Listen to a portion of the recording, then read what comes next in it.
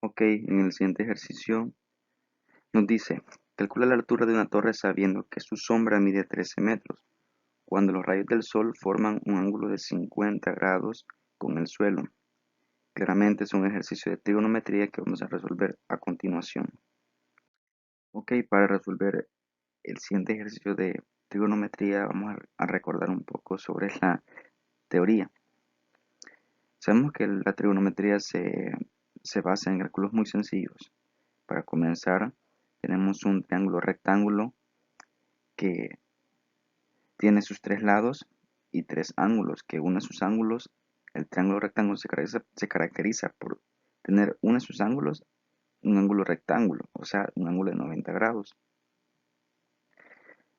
A sus lados le vamos a llamar ABC con minúscula y a sus tres ángulos le vamos a llamar ABC en mayúscula para una mejor representación. Las fórmulas sencillas para la trigonometría se basan en, para el ángulo B, seno, coseno y tangente. Seno de B es igual a B minúscula entre A minúscula. Si vemos aquí, este es el ángulo B, y si hacemos seno de B, el lado opuesto, como sabemos, seno se compone por igual a lado opuesto entre hipotenusa. El lado opuesto es este lado B. Y la hipotenusa le hemos denominado como la letra minúscula A. Si vamos al siguiente propiedad, la siguiente característica de trigonometría, coseno de B. El coseno para el ángulo B sería el lado adyacente sobre la hipotenusa. Y el lado adyacente del ángulo B es el lado C. Y la hipotenusa, como acabamos de decir, la hemos denominado como A. Para la tangente de B, la tangente de B es el lado opuesto en el lado adyacente.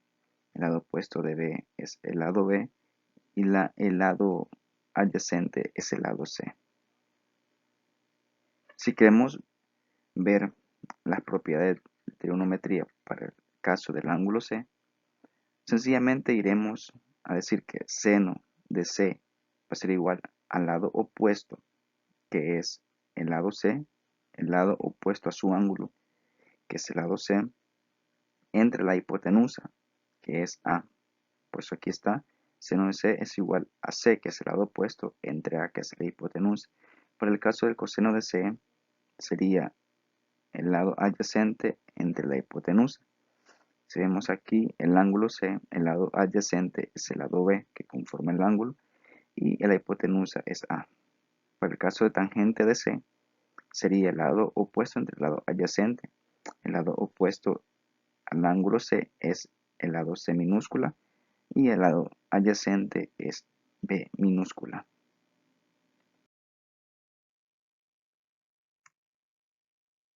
El siguiente ejercicio decía, calcular la altura de una torre sabiendo que su sombra mide 13 metros cuando los rayos del sol forman un ángulo de 50 grados con el suelo. Vemos aquí una mejor representación del sol, la torre y la sombra. El ejercicio nos dice que queremos calcular la altura de la torre. Entonces colocamos nuestra incógnita, la altura de la torre, y asimismo nos dice que su sombra mide 13 metros. Aquí está ya la sombra acotada con 13 metros. Formamos nuestro triángulo para una mejor comprensión del ejercicio.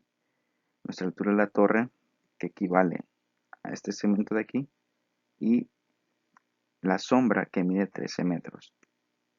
Armamos nuestra hipotenusa, que la denominamos como A, nuestro ángulo, que es formado por rayos del sol con el suelo, que mide 50 grados. Si bien podemos ver que podemos resolverlo de muchas maneras, de distintas formas, pero para este caso lo vamos a resolver con la tangente. La tangente del ángulo alfa, la tangente es el lado opuesto entre el lado adyacente. Si ubicamos aquí nuestro ángulo de 90 grados, por lo tanto es un triángulo rectángulo. Asimismo, el lado opuesto de alfa es la altura h y el lado adyacente es la distancia de 13 metros. Sabemos que A es la hipotenusa, por lo tanto no se relaciona con tangente, así que la obviamos. Y sabemos que aquí el cálculo sería tangente de alfa igual a la altura de la torre entre los 13 metros que mide la sombra. Despejamos, bueno, aquí sustituimos el signo por los 50 grados y asimismo vamos a despejar un despeje muy sencillo que sería pasar los 13 metros a multiplicar por tangente de 50 grados para obtener la altura. Y la altura nos da que es 15.49 metros.